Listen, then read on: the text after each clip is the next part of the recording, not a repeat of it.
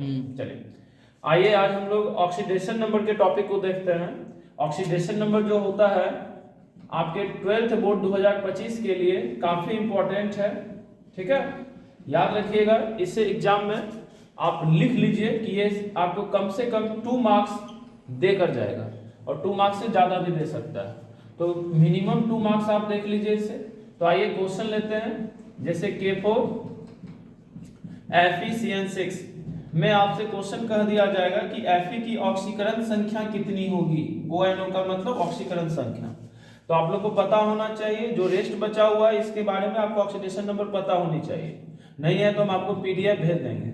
जैसे K का ऑक्सीकरण संख्या +1 होता है, साइनाइड का ऑक्सीकरण संख्या -1 होता है, और जिसका निकालना है उसको आप x मान लेंगे। तो K 4 है तो +1 × 4 हो जाएगा।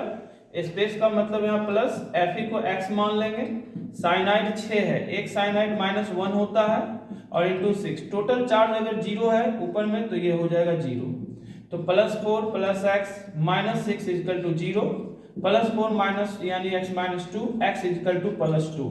तो इस प्रकार से Fe का ऑक्सीडेशन नंबर यहाँ आ गया 2+। तो यहाँ से आपको क्वेश्चंस आएगा एक एग्जाम में। एक क्वेश्चन और हम आपको लेते हैं, इसको मिटाने के बाद थोड़ा सा देख लेंगे अच्छे से। जैसे मान लीजिए NiCO4 में आपसे पूछ दिया जाएगा कि निकेल का ऑक्सीडेशन नंबर क्या होगा।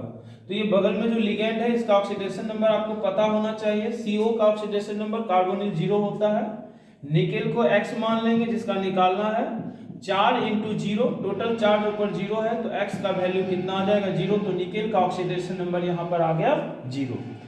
अगर मान लीजिए यहीं पर एक क्वेश्चन और आखिरी ले लेते हैं। जैसे NiCl4 2-, इस पर चार्ज दे दिया गया है तो Ni का निकालना है, हमेशा सेंट्रल एटम का निकालना होता है। तो Ni हो गया x। क्लोरीन हैलाइड है, इसका ऑक्सीडेशन नंबर -1 होता है। तो -1 × 4, ये जो चार्ज है ये चार्ज इसके बराबर हो जाएगा, तो ये हो जाएगा -4। तो x का वैल्यू आ जाएगा +2। तो यहाँ निकेल का ऑक्सीडेशन नंबर आ गया 2+। तो इस प्रकार के टॉपिक को आप देखेंगे आपके PDF में। इससे इंपॉर्टेंट क्वेश्चन आपको भेज दिया जाएगा प्लस ऑक्सीडेशन नंबर लिस्ट, आप इसको बना लेंगे। 2 मार्क्स आपके एग्जाम में आता है।